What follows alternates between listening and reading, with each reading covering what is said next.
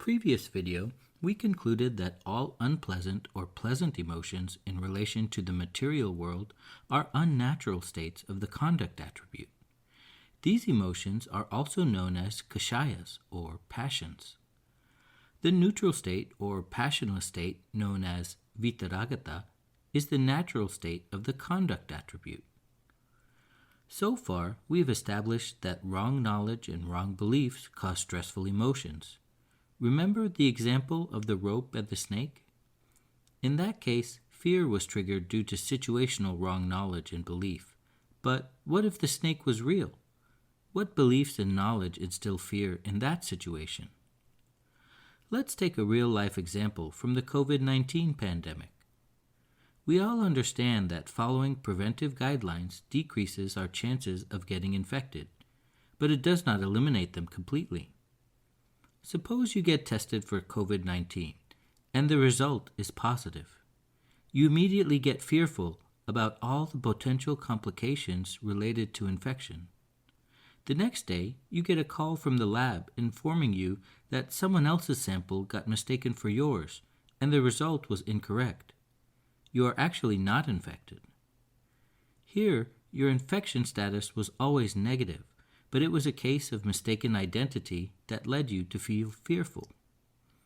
We can say that the fear was not just due to the possibility of infection, but more importantly, was related to your wrong knowledge and belief of, I am infected. Your fear vanished the very moment when your knowledge and belief turned into, I am not infected. But what if the report was correct and you were truly infected? How would you remain stress-free and positive despite your illness? From the perspective of Jain philosophy, fear in this case arises out of the mistaken real identity. From a worldly interaction perspective, we identify ourselves through this body. However, our real identity is our consciousness that persists beyond this transient body. This body is made up of matter particles which go through transformations of color, texture, smell, taste, temperature, and the like. Our consciousness consists of attributes such as knowledge, belief, conduct, happiness, and other attributes. Although bodily changes may be instrumental in functioning of our senses and the brain, those changes do not alter the fundamental nature of consciousness as a substance. When a gold bar is turned into ornaments and when ice transforms into water, the existence of matter particles does not change. Similarly, while our knowledge, beliefs, and emotions change, the fundamental nature of consciousness does not change. It remains as it is even when consciousness leaves one body and enters a new body. Diseases, injuries, and external calamities affect the physical body, but the fundamental nature of consciousness is not affected by them. Even while unwell, our consciousness retains the free will to remain calm and fearless by cultivating right knowledge and right belief about our real identity. So, having knowledge and belief that your ultimate conscious existence survives and remains unaffected should help you to correct the mistaken identity. This will then help alleviate fear by detaching yourself from intense attachment to the body. Your own real identity as consciousness is intrinsically safe and unhurt by its own inherent nature. Not only is your consciousness safe, but it is also capable of generating immense non-material joy and peace from within, even during the most difficult circumstances. You can't always control the circumstances around you, but you can very much control and change the knowledge and belief you possess. This will provide you an alternate perspective on how to remain stress-free despite challenging external circumstances. Now, let's define non-situational wrong knowledge and wrong belief from the perspective of Jain philosophy.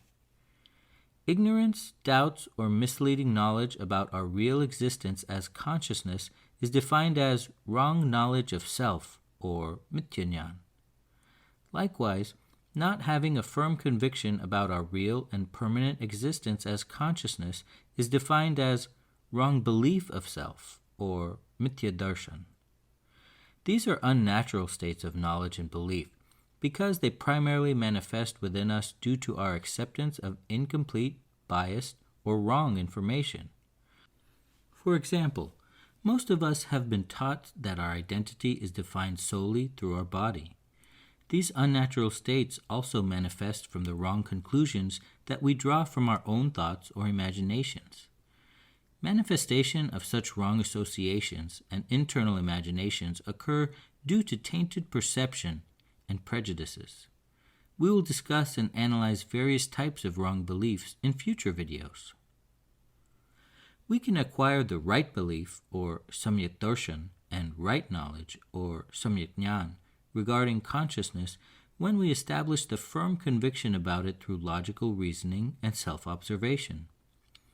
The person experiencing this state, even momentarily, would experience immense non-material intrinsic peace and bliss from within by confirming the true nature of consciousness. This is the natural state, or swabhav pariyay, of the knowledge and belief attributes of consciousness. It is very critical to understand this concept to become stress-free. The detailed process to achieve this state will be discussed in future videos. Based on the discussion in this video, we can conclude that 1. In addition to situational wrong knowledge and wrong beliefs, non-situational wrong knowledge and wrong belief related to our true existence as consciousness are the major causes of unnatural and stressful emotions. 2. The understanding of natural states characterized by right knowledge and right belief regarding consciousness is essential for becoming stress-free. 3. Right belief of consciousness can be acquired by deriving right conclusions about the self through logical reasoning and self-observation. Acharya Kund described the natural and unnatural states of wrong knowledge and wrong belief along with the process of obtaining right knowledge and belief in his most famous treatise, Samaisar, in the 1st century CE, based on Tirthankar Mahavir's teaching. If you enjoyed this video, don't forget to like, comment, and subscribe.